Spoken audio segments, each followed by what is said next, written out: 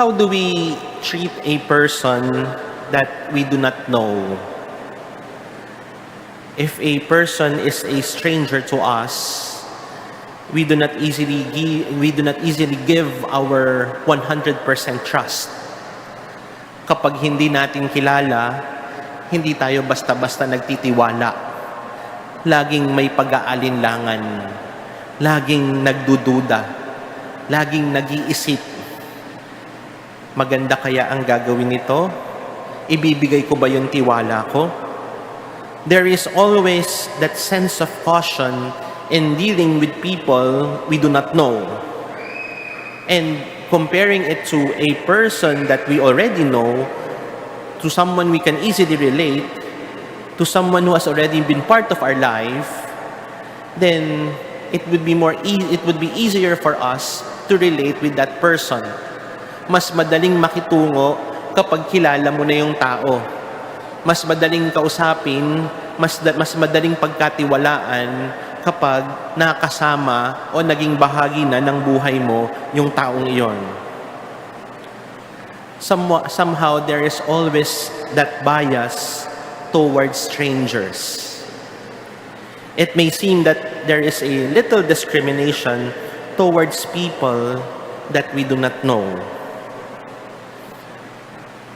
Pero siguro sa iba ho nating mga kababayan, kapag ikay OFW, kapag napunta ka sa ibang bansa, dayuhan ka sa ibang lugar, kapag may nakita kang Pilipino, kahit hindi mo kakilala, kabayan.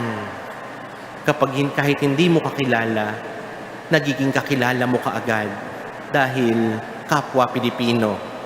Pareho kayong dayuhan sa ibang bansa.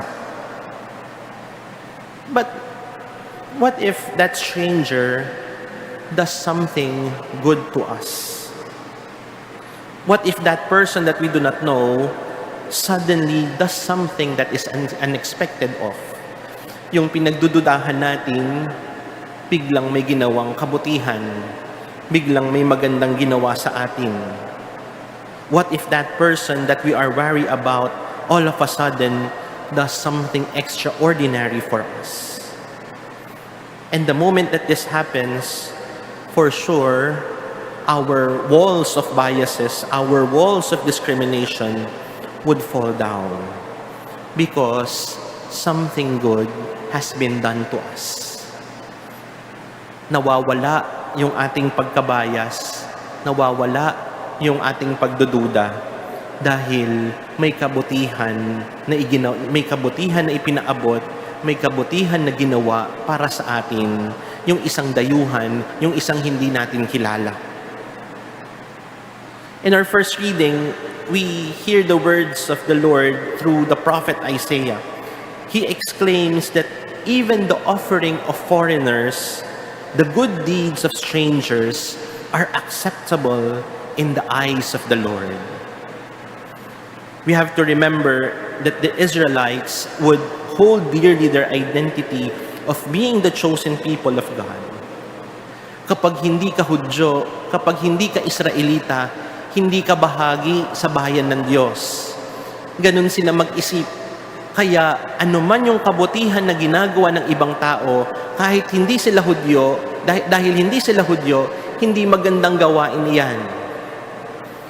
Pero sinasabi ng propeta sa kanila, kahit dayuhan sila, kahit hindi nyo sila kabayan, kahit hindi sila bahagi ng bayan ng Diyos, dahil mabuti yung kanilang ginawa, dahil maganda yung kanilang pag-aalay sa Diyos, mabuting gawain iyan.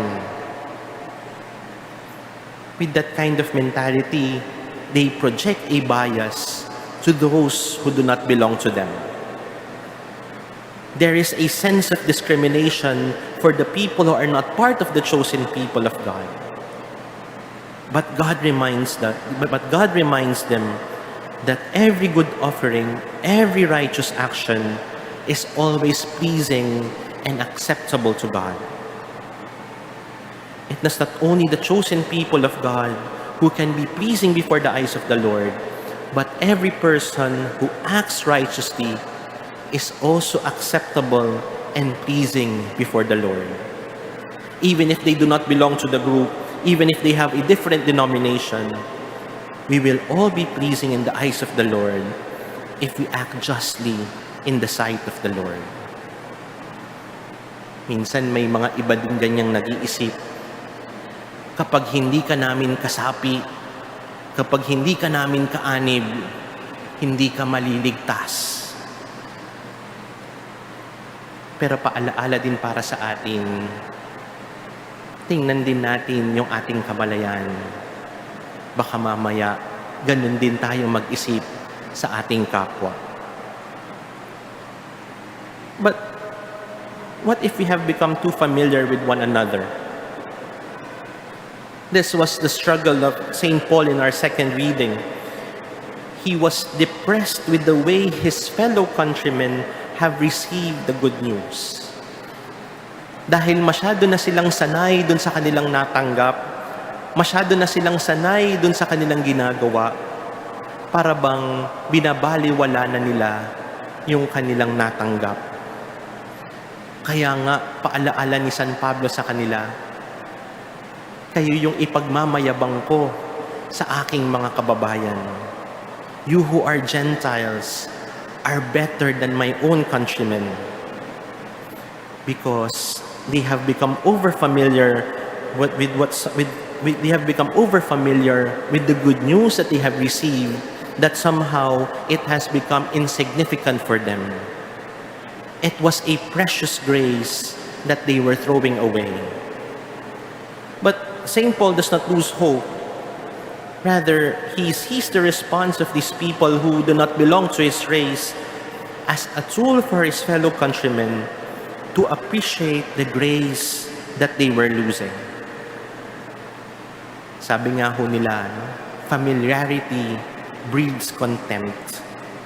And along these lines, let us also remember, familiarity would lead to pride. Familiarity would make us myopic. Familiarity would blind us to the things that we ought to do. Dahil masyado na tayong nagiging pamilyar, nagiging manhid na rin tayo. And we hear these two experiences in our gospel. We heard the Canaanite woman asking for help from Jesus to cure her daughter that was tormented by a demon. And our gospel was very specific about the description of the woman. She was someone who does not belong to the people of God.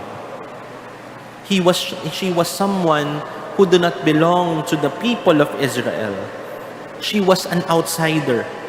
And if we will analyze the words of Jesus, he was merely stating a fact that he was primarily sent to the lost tribes of Israel. His first mission was to his people. His primary mission was to be with his fellow countrymen. But the woman insisted. She was not asking for the same stature as with the Israelites. She was merely asking for the scraps. She was asking for the small graces that the Jews may have overlooked. She knows that she does not belong. She knows that she was a mere outsider. But even outsiders can see the warmth of a house that could offer. And as we look back to our first question, how do we deal with people we do not know? How do we deal with strangers? Hopefully, we do not only see our own capacity to do something good. Kapag hindi natin kakilala, maraming pagdududa. Kapag hindi natin kakilala, kapag gusgusin sa ating paningin, maraming haka-haka. Hopefully, we do not only see our own capacity, we also see the potential of each person to do what is good, to do what is right. And whenever we see the good deeds of other people, may we also be reminded of our own responsibility to act justly and righteously. Dahil tayo din dayuhan sa paningin ng iba, tayo rin hindi rin kakilala ng ibang tao. Pero sana kaya pa rin nating makipagkapwa-tao. Kaya pa rin nating gawin yung tama. Kaya pa rin nating gawin yung nararapat para sa ating kapwa. So that whenever we do these things, we may not disregard the small graces that we tend to overlook.